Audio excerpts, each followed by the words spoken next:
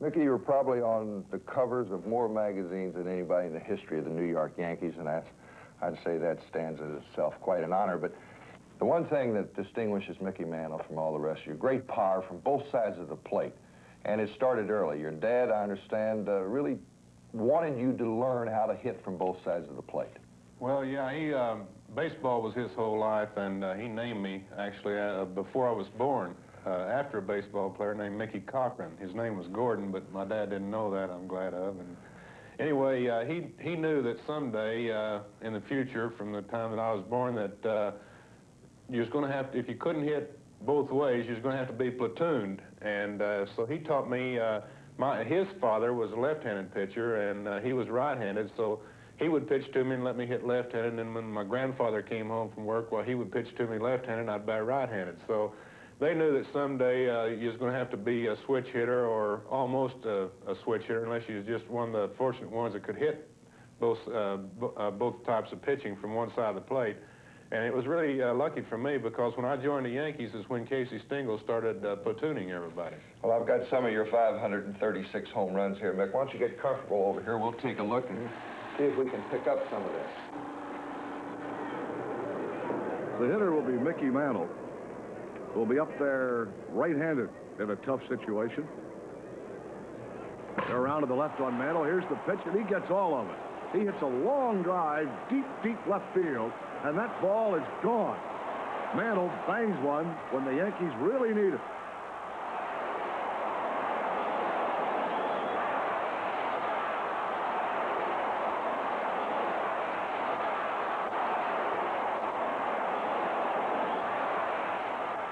See that facade up there in right field in Yankee Stadium?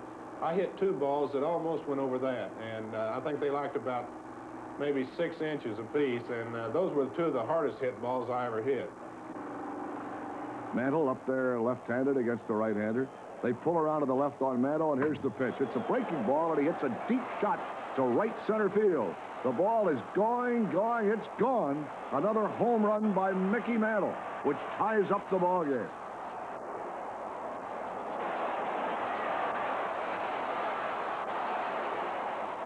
Mantle, the batter.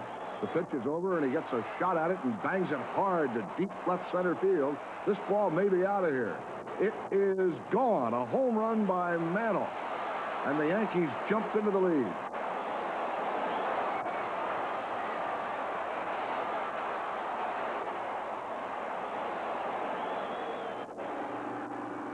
This here picture here was in an all-star game. This is one of the biggest thrills I ever had. This game went about 15 innings, and Stan Musial ended up winning the game. He and Yogi was catching. This is Nellie Fox here, and this guy coming in right now was one of my idols, Ted Williams, and I hit the ball with him on base. I think Ted Williams is probably the greatest hitter I ever saw. The batter, Mickey Mantle, up there left-handed, and he gets a fastball and hits a long, long drive, deep right field. It's gone. It's out of the ballpark. Another homer for Mantle. Mickey Mantle, the batter. A windup in the pitch, and Mantle bangs it. A long, high fly ball hit very high and very deep into right field. It's out of here. A home run by Mickey Mantle.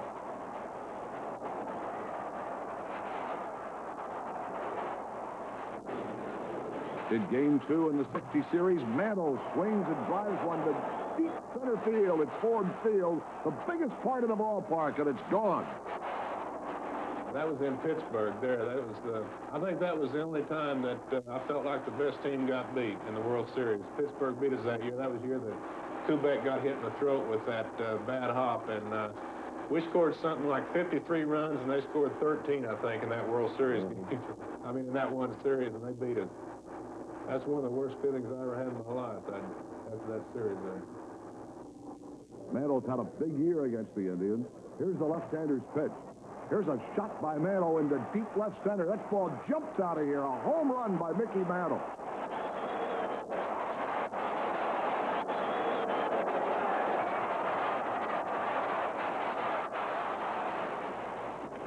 And so the World Series moves along. Here's a long, long drive. Mantle back, makes the catch on the run in front of the warning track. there's one of the best pitchers. He knew that one was gone, I think, just as soon as he threw it. That was Koufax. That was Koufax. He didn't make very many mistakes, and when he did, you had to take advantage of him. I think Koufax is probably the best left-hand pitcher I ever hit against. Big moment in this World Series game. Here's a drive by Mickey way, way back. The ball is carrying well, and it is gone. A home run by Mickey Mantle.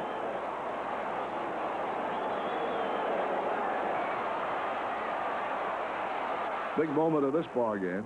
Mantle will be the hitter, and they play him back deep. Here's the pitch. And Mantle's laying it down. The butt is perfect. Mantle will get a base hit. There's no play on him. All your great outfielders, years past, you look, they all have to possess that great speed. Yeah, I did. I could run pretty good. I wasn't really known as a great outfielder, though. Well, Mickey, in 1959, you joined a club that at that time was pretty exclusive. $100,000 a year club. Musial, Mays, DiMaggio, and Ted Williams were the only ones who actually had a salary of $100,000 in those days. And we're going to take a look at the $100,000 club in just a moment. Mickey, in 1960, you reached a level of excellence very few ball players had attained before then, the $100,000 a year club. I guess it's quite a distance from 1949, receiving $100,000 a year as a salary from the New York Yankees. It's a far cry from 1949. Well, it sure is. I think that when I signed with the Yankees in '49, they gave me $1,500 for the whole year. $500 of it was considered a bonus, and the other $1,000 was for finishing out that summer. About that time was when they started giving these big bonuses to the ball players, and the way that I got into the picture was Tom Greenway, the Yankee scout, lived in Springfield, Missouri, and he was on his way to Broken Arrow, Oklahoma to sign a shortstop. He was talking about giving him $35,000, and he stopped in Baxter Springs. I was playing with Baxter Springs Whiz kids, and he stopped there to watch this ball game, and I happened to hit 3 home runs that day. I hit 2 right-handed and 1 left-handed, and all 3 of them went in the river, which was quite a ways out in center field there, and he stopped and talked to me. Of course, he couldn't sign me right at that time because I was still in high school, so he told me that, asked me if I would like to play at the Yankees. And of course, you know, Joe DiMaggio was always my idol, and I said, sure, I'd like to play at the Yankees. And he said, well, don't do anything. He said, whenever I come back through here and you graduate out of high school, why, maybe we can talk to you. And he gave me $1,500. Here's a few guys that I think you'll realize not only achieve stardom, but big salaries. Well, it was a big thrill to make $100,000. Babe, I guess he didn't ever get to $100,000, but he made $80,000, and I think they only taxed him like $5,000. That bat he's swinging, Paul, is 48 ounces. And Babe Ruth. That is unbelievable. He must have really been strong. I think when I finally quit, when I retired, I was using a 30-ounce bat to give you an illustration of how big that bat was. And DiMaggio, of course, one of the greats of all I think that probably there's the greatest all-around baseball player that ever lived. He could do everything, like sliding in there. Ted Williams is probably the greatest hitter I ever saw, I think, but he wasn't the all-around baseball player that Musial and DiMaggio was. And that's Willie Mays, of course. He's fielding is one of the greatest fielders that ever played the game. This is that great catch that he made off of Vic Wertz in the '54 World Series. That's whenever people really started noticing Willie. And this is the Mick. Great arms, Mickey. I think that came from swinging that sledgehammer in the mines, Paul. We used to have milk cows. I had to milk 16 milk cows before I go to work in the mines. What is Looks that? like I popped up on that one. One time I did that, though. I hit what I thought was a pop-up into center field, and I took my bat and broke it on the ground, and the ball went into the center field bleachers and kind of made me feel stupid that day. And this, of course, 1951, your first World Series, and you're carried off here, Mickey, the first of the series of injuries. When they think of Mickey Mantle, you think people talk about your injuries. This was the first one in the World Series. That one right there, I think, was probably the one that started all the rest of them. I tore up my right knee. Not very many people know it, but that was in a series against the Giants, and Willie Mays hit a pop-up to right center field, and I was running over to catch the ball. I was looking at the ball, and I got to it, and Joe DiMaggio was playing center field, was standing under it. Of course, I didn't want to run into my idol. When I tried to stop, my foot hit a rubber drain in the outfield there, and my knee didn't give. It just went out on me. Mickey, modern day baseball's answer to Murder's Row. Yeah, that's me and Roger Maris right there, and Moose Skowron and Yogi Berra. I think probably, Paul, that's one of the best offensive teams I ever played with. A lot of people don't know it, but the year that Roger hit the 61 home runs, I had 54 that same year.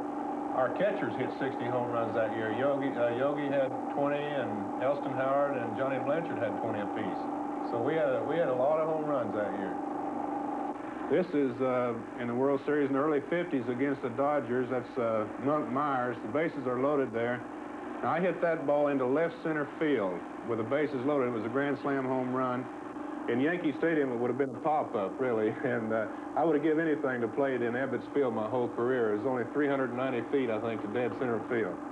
There's a couple of pretty good pitchers there. Whitey Ford, I think he's the greatest pitcher that I ever played for, and Warren Spahn, of course, is one of the best I ever played against. How about this young man? Hank Aaron, I think, was probably the most underrated baseball player in my era. People always used to compare me and Willie Mays and Sandy Koufax. And Hank was kind of stuck out in Milwaukee, where he didn't get very much publicity. But I'm glad to see him finally getting the acclaim that he deserves.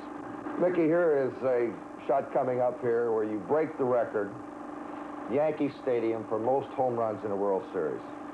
Well, this is Sal Magley. This was Don Larson's perfect game. That was the first run we got that day. Sal Magley was pitching a great game up until this. I think this was about the 5th inning. I hit a home run off of Magley and put us ahead 1-0. Later on, we got another run in that game. We beat them 2-0, but Magley pitched a great game that day. Well, this is one of the most famous baseball games in the history of not only baseball and World Series. Yeah. Made a fantastic catch here. Yeah, this is Gil Hodges hit this ball. This is the same game, Don Larson's perfect game. This is one of the best catches I ever made here, Paul. That was way out in left center field. That would have been a home run in Ebbets Field. For instance, that didn't even get to the track in the Here's stadium. the home run that you break Ruth's record. Yeah, that was in the 9th inning. It not only won that game for us, Babe Ruth did have 15 home runs. That made me 16 in World Series play. You called it. I called that shot, yeah. Whenever they went out and took the pitcher out and brought Schultz in, I went back over to the on-deck circle. Elston Howard was the next hitter, and I told Ellie that if he threw the first ball over, I was going to hit a home run, because usually a knuckleball pitcher will try to get the first ball over so they can really start making it work on you, and luckily I hit it. And in your last 4 years, I guess you played with a constant companion, and of course everybody realizes how hard it was for you the last couple of years. You played with pain. Well, it was, the last 4 years were very painful. I think that I had about 7 years right through the middle of my career where it didn't really bother me that much, like from 1956 until 1964. I felt like those years through there I was playing fairly well. I could run real good, and then at the last 4, it just seemed like that maybe the taping and the gauze and all that cut off the circulation somewhere or other. But I got to where I couldn't score from second base, and they had to put me on first base because I couldn't shag the flies anymore. And the pain did just really kind of get to me the last 4 years. Now, Mickey, you wrote a book. It was called The Quality of Courage, and stories of heroism and bravery, and you tell about the people who you admire in the book, and as far as the quality of courage is concerned, I think Mickey Mantle exemplified that as much as any baseball player in the history of the game. And we'll be back in a minute to talk a little about courage. Good. What was your name? Joe. You know, Mick, most great athletes have one common denominator, their ability to perform under pressure. And in many cases, perform under adverse conditions. You learned that early. You had to play with pain a lot of your career. Well, I did. I got kicked in a football game when I was a sophomore in high school, and we thought it was a sprained ankle. About 4 or 5 days later, it was still getting worse, and I went to a hospital, and they took my temperature. I had 104 degrees temperature, and we found out it was osteomyelitis of the bone.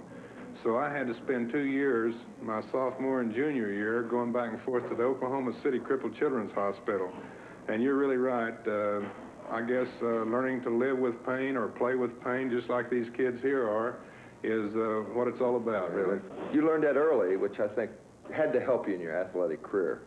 Well, I'm sure it did. I felt like everything was gravy after getting out of that hospital. I'm sure that most of these people will be out of here before long, and really had a little fun. Well, this is the toughest game, actually, for anyone right here. These kids are fighting the game of life itself. And as you played all during your career with a great amount of pain, I remember there was one man who really admired your display of courage, and he was quoted as saying he's probably one of the most exciting athletes I've ever had the pleasure of witnessing. And of course, I'm speaking of our late great president, Dwight D. Eisenhower. And he was a pretty good luck charm for you, wasn't he? He really was. It seemed like every time he was at the game, I hit a home run or two. The Yankees used to open the season every year at Washington. He would throw out the first ball, and then he came to a couple of World Series games. And I think every game that he saw, I hit at least one home run. And I remember one opening day, I hit 2 when he was there. So he was really a good luck charm for me. Well, you know, Mickey, after 18 years as a star for the New York Yankees, you think back, great exits, some of our, in all the history of sport, not only baseball, some great exits have been made at Yankee Stadium. Speaking of Babe Ruth, the unforgettable moment of Lou Gehrig, and of course, Joe DiMaggio. And in 1969, they had Mickey Mantle Day at the stadium. And it's, I think, a day that you and I think the fans who were lucky enough to be in attendance will never forget.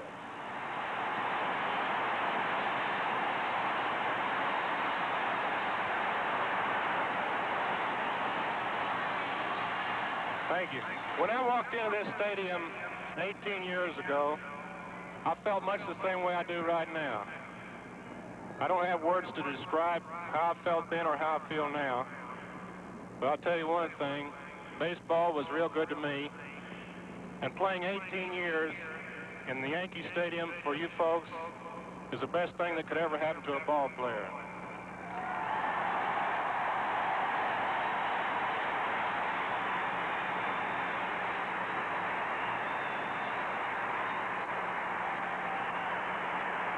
Now, to think that the Yankees are retiring my number 7 with numbers 3, 4, and 5 tops off everything that I could ever wish for.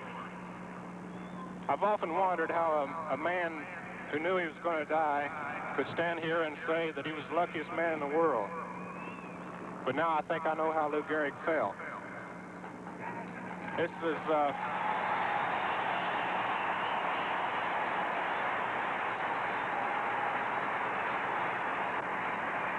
It's been a great honor.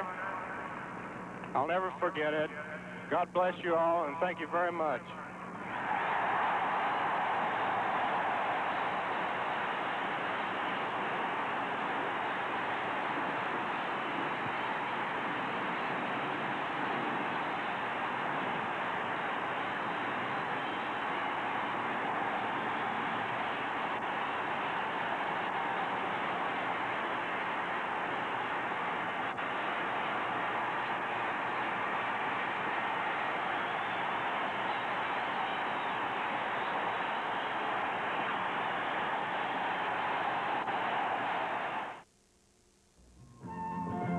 Mickey Mantle, once a baseball superstar, recognized as the greatest switch hitter of all time. When he retired after the 1968 season, Mantle had 536 regular season home runs and had led his Yankee teammates to 12 American League pennants and 7 world championships.